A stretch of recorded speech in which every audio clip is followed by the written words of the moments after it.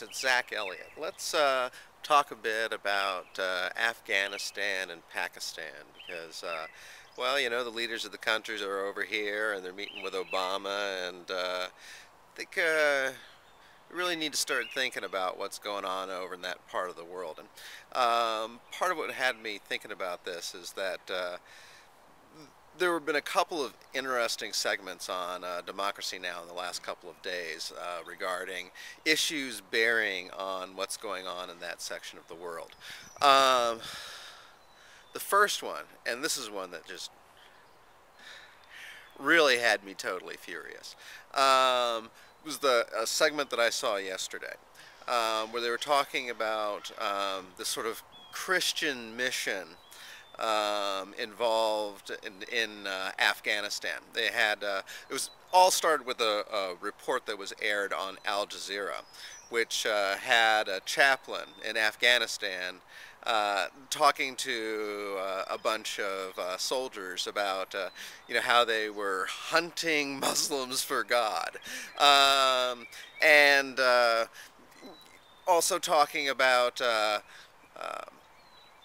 you know, bringing the word of God, you know, to the Muslims in those places. And, well, I mean, it's completely illegal to start with, to do this sort of thing. But more importantly, I mean, well, you know, I expect a thank you video from Osama bin Laden here for that pretty soon, because what in the world could be a better recruitment tool for like radical Islam than, you know, seeing soldiers who were committed to converting people into apostates, which Muslims feel so serious about that, you know, you get into heaven instantly for killing somebody who is an apostate. So, you know, this is not, you know, namby-pamby stuff to be talking about in terms of Muslims. I mean, the whole notion of doing this is going to be deeply, deeply offensive, like in the most possibly offensive thing to a lot of the people in the Muslim world. I mean, it's hard to imagine anything that would be worse. So this becomes an enormous problem for us, and it's definitely a case, once again, of our policies, our deliberate policies creating terrorists, making problems for American soldiers overseas, who probably shouldn't be overseas, but you know, while they're there, I mean, we have just made their lives all much more dangerous by doing this. And also, you know, this chaplain's always talking about we. I mean, he's, you know, talking about our military, but I mean, he's involving all of us in this stupid holy war, which, you know, Muslims are going to find offensive, and making it that much more likely that not just our military people overseas are going to be attacked, but, you know, probably by an instance of terrorism, that we here on our in our home country are going to be the victim of some kind of terrorist incident.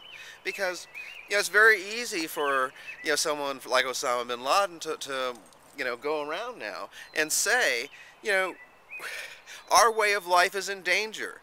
You know, all of their claims about how this is not a religious war are clearly untrue. This is the Crusades all over again. And we have to work to repel them, because otherwise they're not going to respect our beliefs and they're going to try to stamp us out.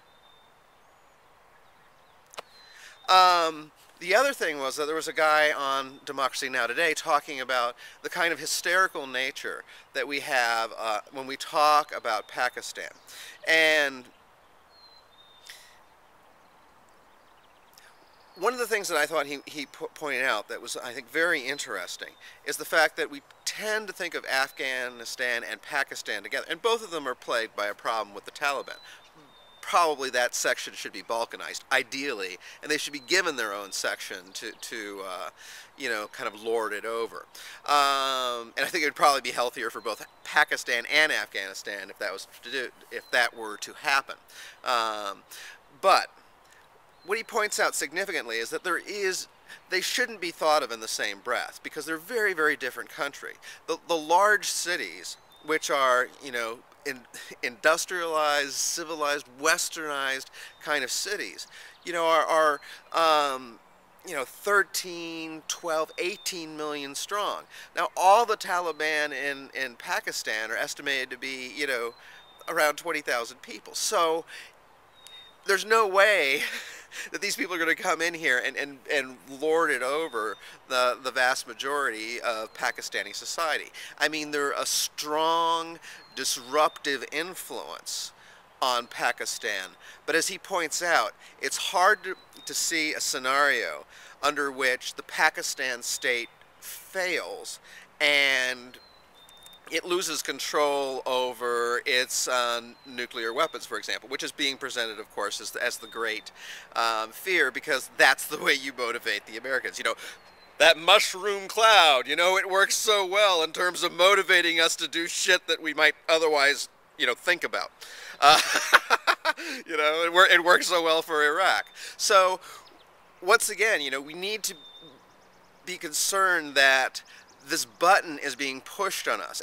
And once again, Obama has put a lot of pressure. You know, they had statements there from Clinton talking about how concerned they were that the Pakistani government wasn't taking the threat of the Taliban seriously. And so now they've like launched this offensive, which has ended the truce that they had with the Taliban, which was probably helping the government in terms of like its internal, you know, legitimacy and trying to get a problem off of its plate so it could concentrate on the people who actually did want that government to, you know, be taking care of them.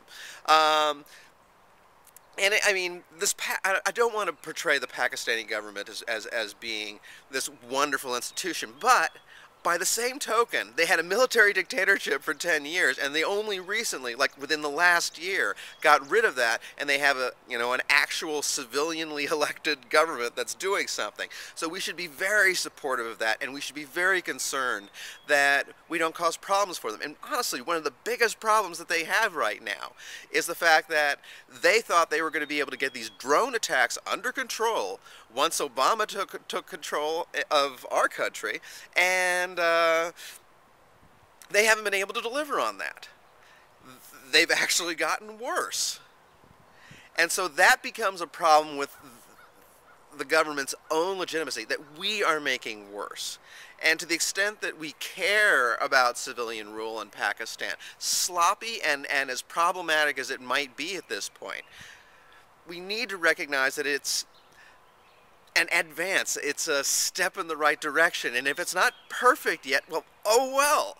You know, we need to recognize it, that it is progress, and try to preserve it and help it along, or it's just going to dissolve and then the military is going to take over again, which I think secretly is what a lot of people would prefer to have happen anyway, considering, you know, how much work we put into preserving Musharraf while he was there. But once again, these are my ideas, and as always, you can feel free to argue.